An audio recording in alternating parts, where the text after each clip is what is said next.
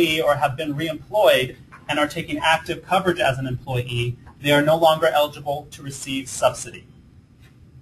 In addition to that, we will also not apply subsidy to insurance programs until we have been notified as the system. So if you have an individual who is retired and is taking retiree insurance, yet you held off 2-3 months before notifying us of such elections by your members, we will only apply subsidy and premiums going forward once we are notified. We will not be conducting any retroactive subsidy payments nor withholding retroactive premiums that have to be withheld.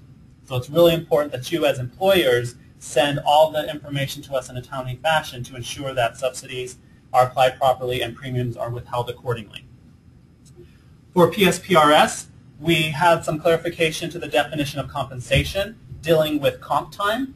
And with respect to comp time is considered compensation as long as it's being paid in lieu of overtime. So what that means is, I know some employers allow comp time to be banked for an extended period of time, and then every so often, once a year or every, however often you have policy and procedures in place, you may pay out lump sums of comp time. That is still not considered compensation. Compensation, it's only considered compensation if the comp time is being paid in lieu of the overtime that would be paid out in a normal, regular payroll cycle. So if it's still being paid out in any type of lump sum, that is not considered compensation, and contributions should not be withheld. Also within PSPRS, it added language to the definition of employee to include individuals training to be firefighters. It's kind of been a common practice to do that, and we have just now included it within the language to exclusively indicate that a local board does have the option to cover individuals who are training to be firefighters as members into the plan, and as such would be contributing members. The language previous to that only stated individuals who are training to be certified peace officers. So we wanted to clarify that both firefighters and police officers who are training to be police officers or firefighters could be considered employee, and as such contribute to the plan. Go ahead and advance.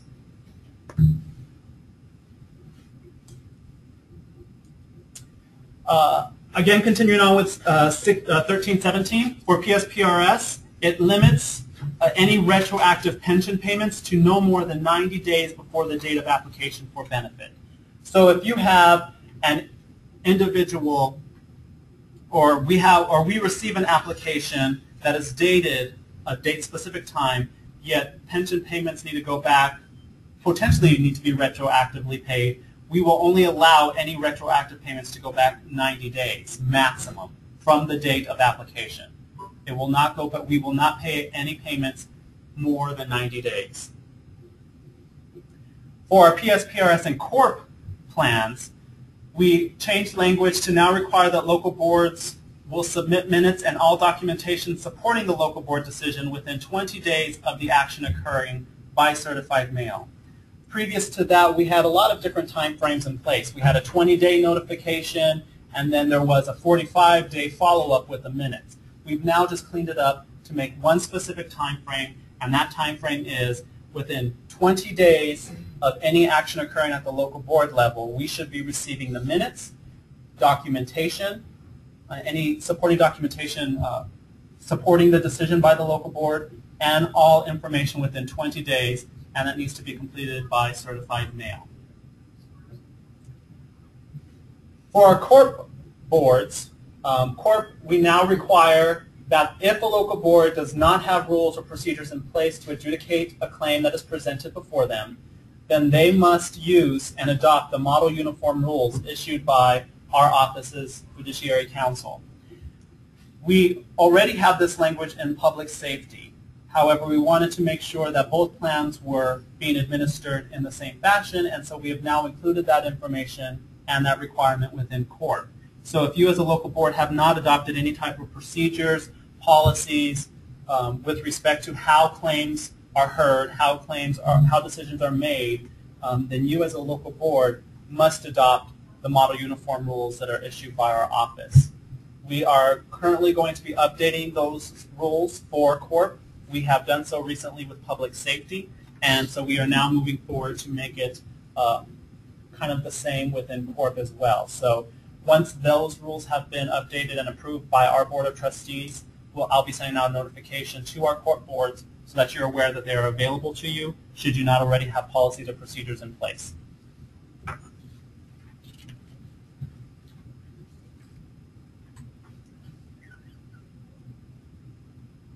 Okay, go ahead and advance.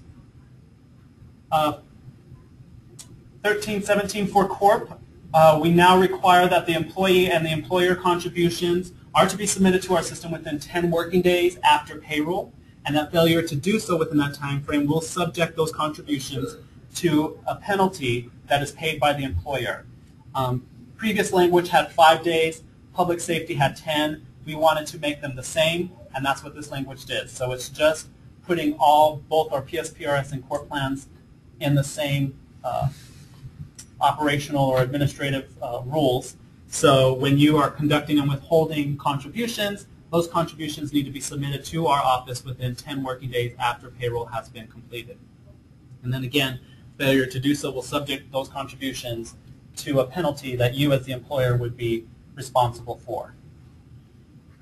Let's go ahead and advance.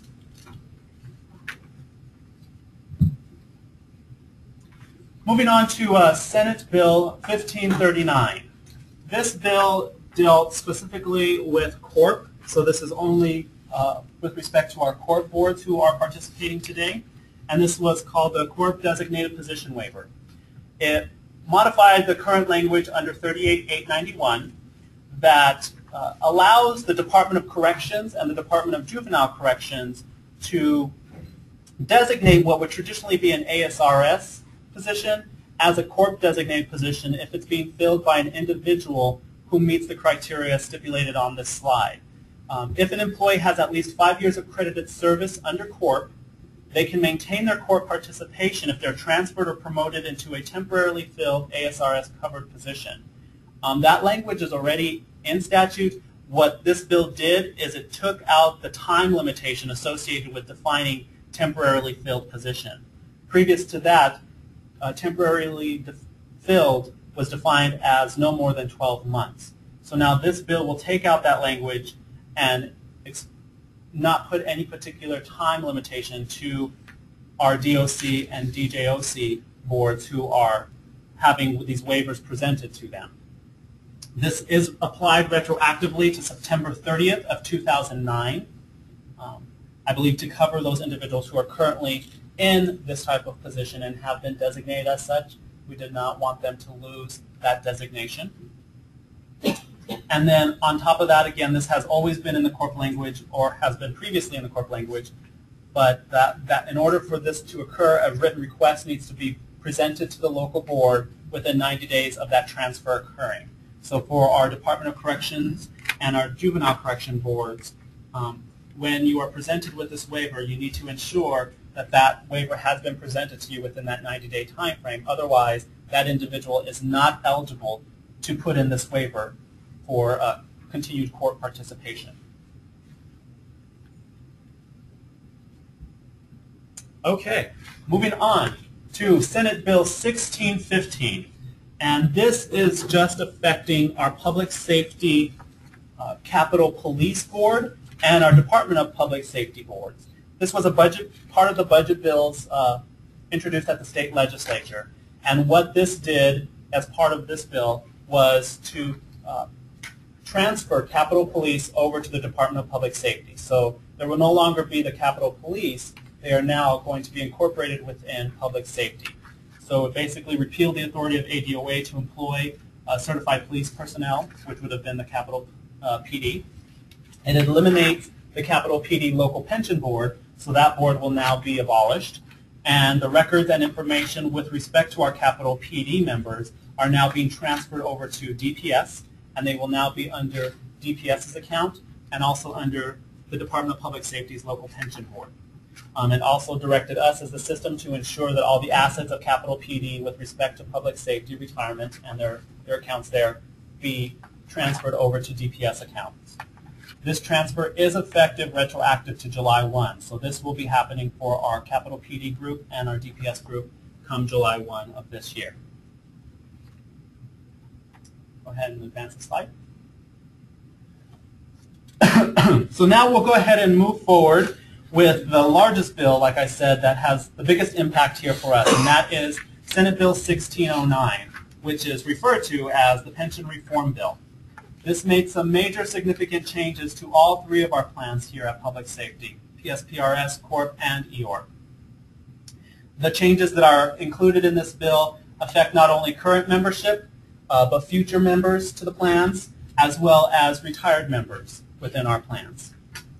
And what I'm going to do here in the next few slides is I'm actually going to present the information by plan and present it by current membership and then transition into new membership based upon the date-specific information in 1609.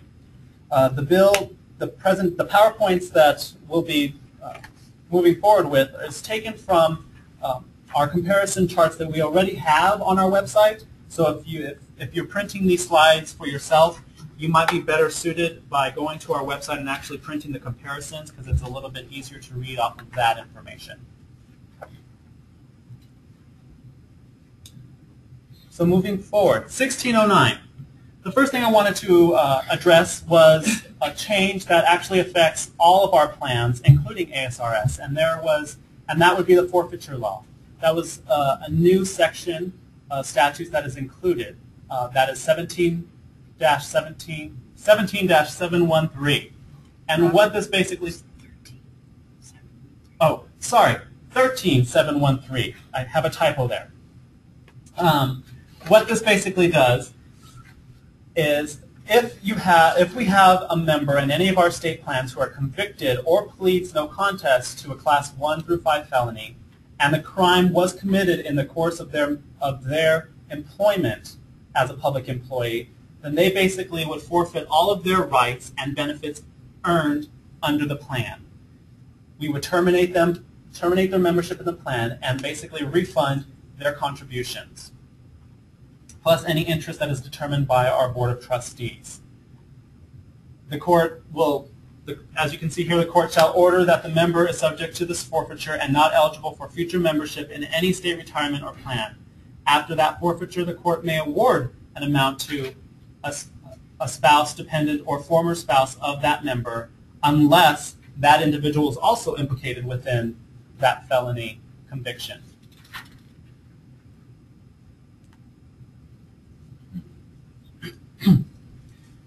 So we'll go ahead and start first with our elected officials retirement plan.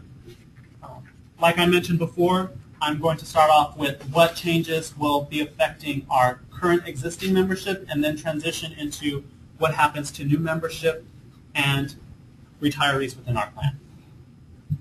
So as you can see here on this slide, I've broken it up by different categories. We'll start off with our contribution rates. For all of our existing members, the contribution rates come July 1 will be changing for our EORC members. Currently, right now, they are paying by statute 7%, but starting with next fiscal year, starting on July 1, that employee contribution rate will be increased to 10%. The following fiscal year after that, it will increase to 11.5%. And then beginning with fiscal year 13-14, the contribution rate for an employee in the elected officials retirement plan will be 13%, or 33.3%, 66.7% split between the employee and employer, whichever is lower, with the minimum being 7% for the employee and 10% for the employer. So that's a kind of a different change than what has been in place for the last several years for our elected official members. Traditionally, they've just been paying that statutory 7%, but there will be incremental changes here in the next few fiscal years.